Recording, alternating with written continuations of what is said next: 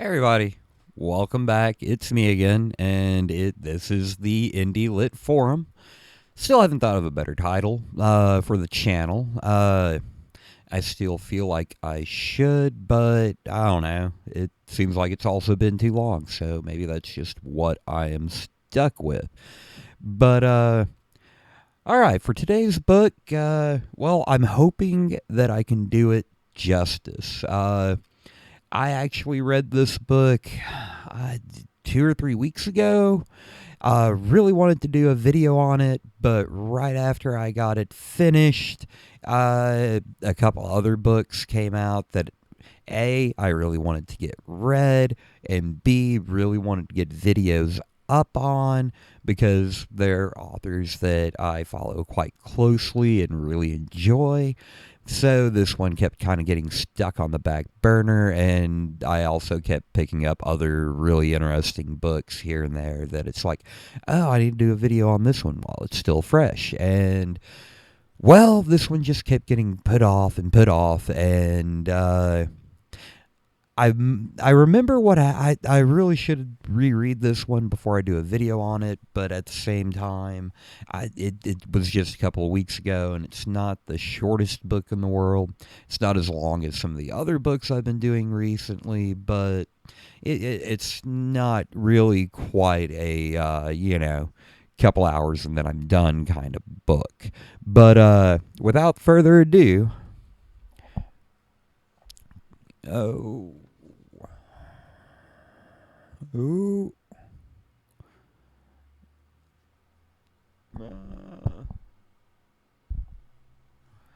Okay, my new setup is making that a little bit difficult to pull off, so we're gonna probably have to do some reconsidering of that going forward. But if you couldn't tell what I was holding up there, I'm talking about Meet the Alexes, The Dungeon of Thalia, Book 1 by Burt Wrenlaw. This is an author that I am not familiar with. This is the first book of his I have ever read. I actually don't remember if I did some looking into whether or not he's done other stuff, but this one was really good. I really liked this one a lot. This is essentially a dungeon core book. It's about It's about growing a dungeon and so forth, so on. But it is vastly different from just about any other dungeon core book I've ever read, and I've actually read a couple of them. While it's not exactly my favorite, it's not like a go-to subgenre of mine. It is actually a subgenre that my early readings and the kind of more indie scene on the Kindle store actually was kind of heavy in. I read several of them kind of earlier on, and I've read several since. But this one I feel is really different. Uh, for one thing, while it does have the kind of lit RPG-ish dungeon stats displayed at the end of, most chapters, I want to say, it's really, there's not always a lot of new information there, and honestly, I want to say it's mostly unnecessary. I want to say that I actually skipped over it almost every single time because there wasn't really, like I said, ever much new information there, and whatever might be there usually was covered in the scope of the narrative anyway. So, yeah, I didn't really look at it a lot, largely unnecessary. And that's pretty much my only real criticism of this story. Uh, Okay, so Thalia is a land with, Thalia is the name of the kingdom. I don't remember if there's a name of the overall world, but essentially it's a world with sentient dungeon cores, fantasy creatures, fantasy tropes, yada yada yada. But in this, the dungeon that is followed in this one is vastly different from most of the other dungeons in the world, because dungeons in this world are usually solely, almost psychotically focused on growing larger and larger, and usually do so by feeding off of the death energy of whatever happens to die within them. Well, this is a dungeon that's different.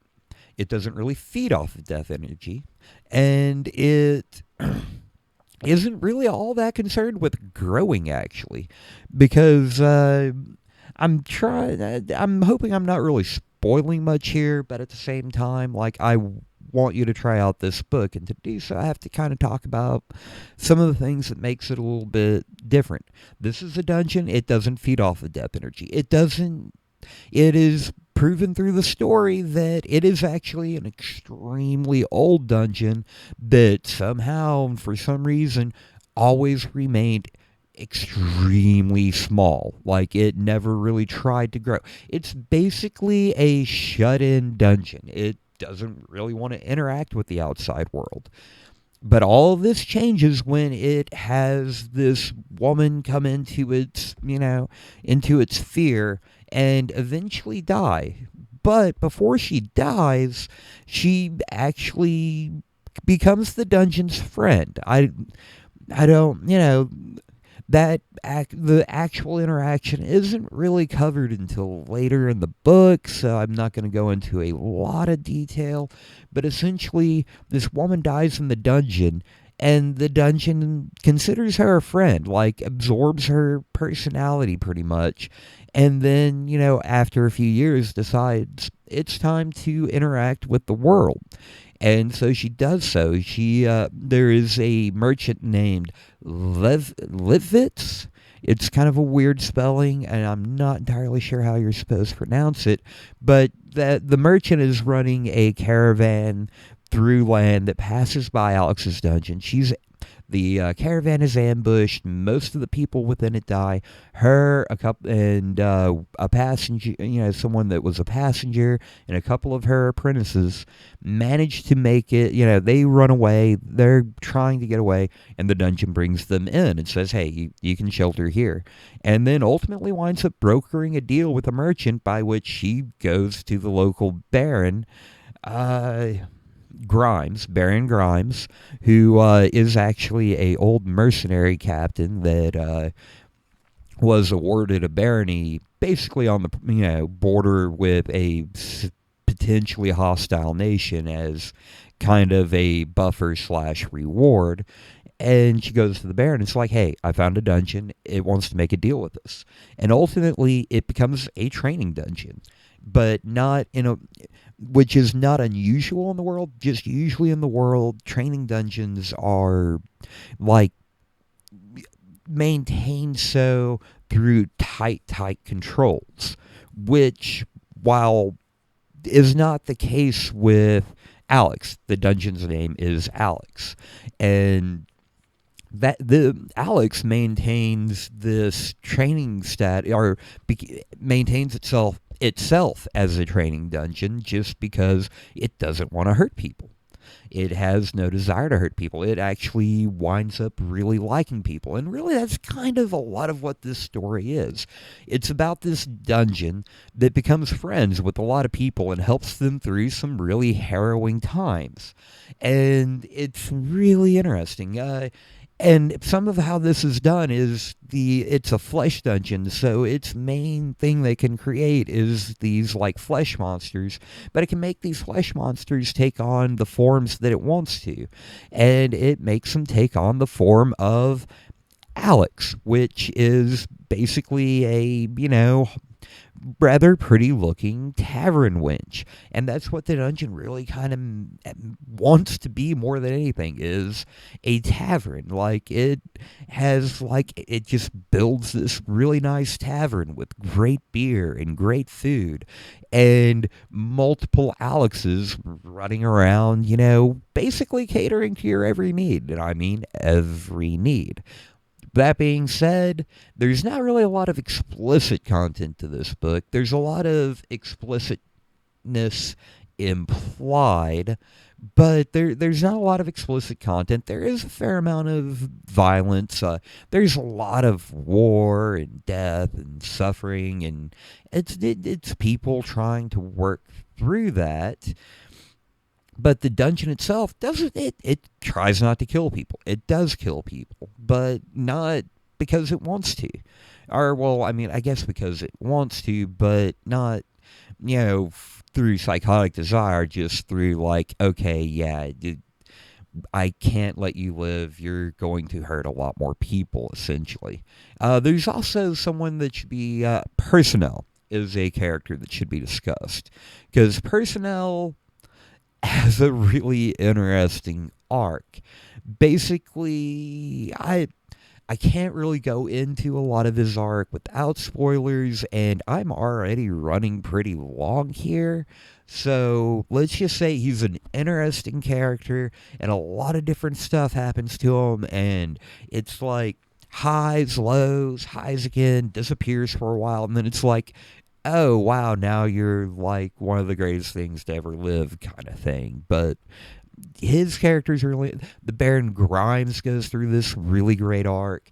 The Merchant doesn't change a lot. She has an arc, but the nice thing about the Merchant is that the Merchant kind of always stays the Merchant to a large extent. She just kind of gains some friends in unlikely places, I guess you could say. And I hope I'm doing this book justice. Like I said, I sadly went a couple of weeks between reading it and doing this video because stuff happened, but I really wanted to go ahead and try to get this one out there and kind of, get people looking at it. I mean, with the fan base, audience that I have, I don't know how much good I'll actually do, but, maybe here in a couple of months, years, I'll have more of an audience, and, people will go through the back catalog and be like, oh, hey, what's this one? I haven't tried this one. And, hopefully I'm getting you to read this book because you really should. It's really interesting.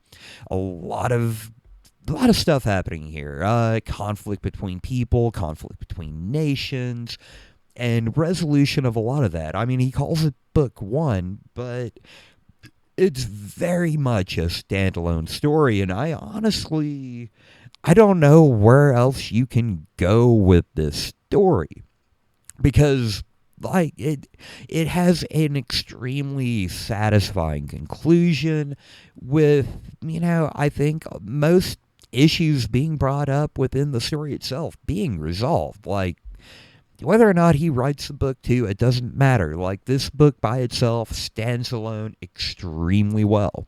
At the same time, if he does write another book, I will probably pick it up just to see what happens because, like I said, really fun, really interesting characters doing some really interesting things with the whole dungeon core concept that I don't really feel like I've seen done a lot.